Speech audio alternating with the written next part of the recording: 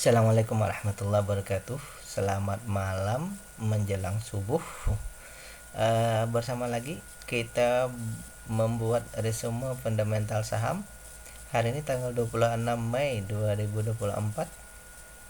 Kita akan membahas laporan keuangan triwulan 1 2024. Ada dua lagi ya yang kita bahas, yaitu MLIA dan NPGF ya. Mulia Industrindo Tbk dan Nusa Palapa Gemilang Tbk. Analisa ini adalah bahan pemikiran tambahan, bukan perintah untuk melakukan aksi beli atau jual ya, karena tiap investor itu punya pemikiran, cara dan sistem yang berbeda ya. Jadi yang kita bahas ini adalah sebagai bahan pembanding ataupun sebagai untuk studi ya. Analisa kita selalu berdasarkan analisa fundamental, terutama value investing yang melihat kepada data-data dari laporan keuangan ya. Pembahasan kita akan berurutan. Jadi yang pertama membahas MLIA dulu, baru NPGF ya. Sebelum kita lanjut, apabila dirasa pembahasan kita ini bermanfaat, jangan lupa untuk klik like, subscribe, dan share ya. Baik, yang pertama MLIA ya, PT Mulia Industrindo ya. Ini perusahaan yang bergerak di bidang perdagangan hasil produk entitas anak ya. Mereka asalnya punya dua anak usaha ya. Yang pertama itu Mulia Glass dan yang kedua Mulia Keramik ya. Namun pada bulan Oktober 2017 itu kepemilikan di Mulia Keramik itu dipindahkan ke Eka Gunatama Mandiri ya. Tapi perusahaannya tetap juga perusahaan terafiliasi juga ya. Tetapi kepemilikan dari Mulia Industrindo ini sudah tidak ada lagi di situ ya. Dan sekarang hanya berfokus pada perusahaan gelas tadi ya, atau maksudnya perusahaan kaca ya. Jadi sekarang mereka hanya bergerak di bidang industri kaca, yaitu kaca lembaran, gelas blok, dan kaca kemasan ya, kaca pengaman otomotif juga produksinya ya.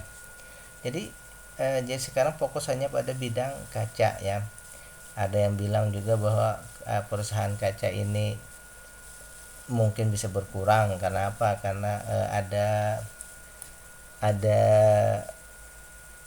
dari segi EBT ini kan kurang mendukung ya. Tetapi kalau kita melihat dari segi keperluan kendaraan ya, keperluan rumah, itu tetap saja kaca atau gelas ini diperlukan juga untuk keperluan. Mungkin yang jadi pembahasan itu adalah botol-botol untuk kaca untuk industri makanan, itu yang jadi masalah ya. Tetapi tetap saja mereka menjadi produsen untuk keperluan perusahaan-perusahaan besar, perusahaan minuman ya, walaupun ada pengurangan. Baik, kita lanjut ke pembahasan datanya. Sekali lagi sebelum kita lanjut, apabila pembahasan kita ini dirasa bermanfaat, jangan lupa klik subscribe, like, ataupun juga share ya. Info terbaru menyatakan bahwa RUPS ini nanti akan dilaksanakan 31 Mei ya. Dan kabar terbarunya lagi bahwa perusahaan ini menurut IDX sekarang masuk dalam kategori papan utama ya. Kalau tidak salah mulai bulan Mei mereka ini masuk ke papan utama ya. Baik, sekarang kita lihat dan sekarang sebelum kita lanjut ya, bahwa papan utama itu sekarang seleksinya sangat ketat ya. Jadi kalau memang perusahaan itu masuk ke papan utama, berarti termasuk bahwa perusahaan itu bagus ya. Kalau menurut saya dengan kriteria yang terbaru itu ya. Baik, kita lihat Yang pertama, bahwa perusahaan ini dari segi harga dibandingkan nilai bukunya, ini harganya masih dihargai di bawah sekali ya, baru 372, sementara nilai buku ini 372. Berarti ya ada, ibaratnya investor ini punya punya punya ruang untuk menyamakan dengan nilai buku ya. Oleh karena itu perusahaan ini kita anggap dia akan bisa berkembang ya. Baik, yang kedua, dari segi valuasi juga ternyata maksimal beli kan di 800, harga baru 372. Ini ada diskon separuh ya. Ibarat beli di harga barang itu nilainya 100.000, kita belinya di 54.000 saja nih. Berarti beli saja sudah untung secara perhitungan di sini ya. Nah, jadi dari segi valuasi perusahaan ini sangat murah ya, sangat layak untuk dibeli pertama ya. Kemudian yang kedua, kita mau mengkonfirmasi dengan dividennya, karena hanya dari valuasi kita tidak bisa, kita harus mengkonfirmasi dari dividen. Ternyata perusahaan ini belum sepenuhnya berpihak kepada investor karena hanya menyediakan 20% DPR-nya untuk investor, sehingga dividen yieldnya ini hanya 4,3 ya. Jadi kalau menurut kriteria kita dividennya belum memenuhi syarat ya. Valuasinya sangat murah, dividennya belum memenuhi syarat. Nah, bagaimana? Kalau menurut saya pribadi, saya masih tentu akan menunggu dividennya untuk menjadi lebih baik ya. Meskipun valuasinya sangat murah, karena dengan valuasi yang sangat murah, kemungkinan yang pertama itu adalah bahwa valuasi yang murah dan dividen yang kecil, itu kemungkinan yang pertama adalah harganya tidak kemana-mana ya, tidak kemana-mana dalam jangka waktu yang lama, ataupun turun ya, bisa juga. Yang kedua, kalaupun dia naik tinggi misalnya, tuh kita tidak lagi berinvestasi namanya, tapi kita trading. Kenapa? Karena kenaikannya itu didrive oleh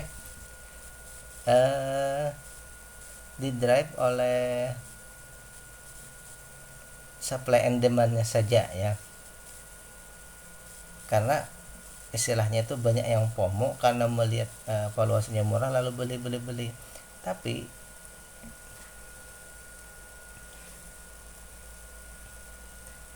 secara fundamentalnya tidak didukung oleh dividen. Khawatirnya adalah ketika dia naik ya, bagi trader tidak masalah kan, istilahnya mereka beli dari bawah lalu jual di atas. Tapi dari segi dividen investor, maka nanti pada saat penurunannya tidak banyak yang mau menyerok hasil jualan itu. Nah, ini nanti menjadi masalah kita ya dari segi dividen ya. Baik, kita lanjut. Dari segi free cash flow ini sangat aman, uangnya ada, free cash flow-nya itu 338 dari pergerakan uang, dari pergerakan usahanya. Free cash flow-nya ada 338 miliar atau setara dengan 51 rupiah per lembar saham, dibandingkan dengan book value-nya itu ada 60%. Jadi free cash flow-nya 60%. Ya, yang penting kalau menurut saya harus di atas dari minus dulu lah, pokoknya harus di atas dari minus. Current ratio-nya besar karena hutangnya termasuk kecil, sehingga current ratio-nya juga besar ya. Oke, dan lain-lainnya, kecuali di sini ada sedikit bahwa saham ini hampir semuanya, kalau tidak semuanya ya, semuanya ini bisa ditradingkan ya. Tapi dari segi masyarakat ini masih 32%. Tetapi kita harus selalu mengecek ya dalam setiap 3 bulan apakah ada perubahan, karena di sini non wakatnya sudah 32%. Ya, ini perlu juga kita cek terus ya perkembangannya. Oke. Nah, dari semua data yang kita dapat di sini ya, kalau menurut saya pribadi kalau bagi yang mau mengambil risiko bisa aja sih istilahnya berinvestasi di sini. Tapi kalau menurut kriteria saya tentu akan menunggu ya, menunggu dividen membaik, terutama nanti kita cek ya di tanggal 31 Mei nanti 31 Mei adakah ya di situ keputusannya yang memihak kepada investor ya di 31 Mei itu apakah nanti ada istilahnya kejutan dari perusahaan, anggap misalnya membagikan 30. Nah, kalau mereka membagikan 30%, maka ini akan terjadi perubahan di sini ya. Dividennya akan menjadi besar ya. Sehingga hasilnya hijau semua ya. Tetapi kalau nanti dia tetap di bawah 30%, tetap di bawah 30%, maka sebaiknya kita tetap menunggu ya. Itu kalau menurut saya. Tapi kalau kita mau duluan misal ya mau mengejar lebih dulu silahkan saja, tetapi ada risikonya kalau dia tidak naik harganya ya, karena investor tidak banyak yang masuk. Maksudnya di sini investor betul-betul yang berinvestasi ya atau manajer investasi tidak masuk ya, otomatis mungkin harganya tidak bergerak terlalu jauh juga ya. Tapi kalau dia di atas nanti dividennya nanti meningkat, itu dilirik oleh manajer investasi sehingga nanti ada terjadi perubahan. Oke, itu dulu untuk MLIA. Sekarang kita lanjut ke yang kedua, NPGF Nusa Palapa Gemilang Tbk. Oke, NPGF ini beroperasi 2001 dan bergerak di bidang produksi, pemasaran dan perdagangan pupuk buatan majemuk hara makro primer ya. Ini berarti kalau tidak salah itu pupuk NPK ya, pupuk NPK yang mereka jual. Jadi bidangnya mereka ini bergeraknya memproduksi, memasarkan dan memperdagangkan pupuk buatan majemuk hara makro primer atau tadi NPK ya. Dan ini adalah pupuk non subsidi ya, mereka membuat sendiri. Jadi bukan pupuk yang disediakan untuk subsidi, mereka jual sendiri ya. Baik, kita cek dulu materinya. Kali lagi, bila dirasa pembahasan kita ini bermanfaat, jangan lupa untuk klik like, subscribe dan share ya. Oke, pembahasan yang kedua,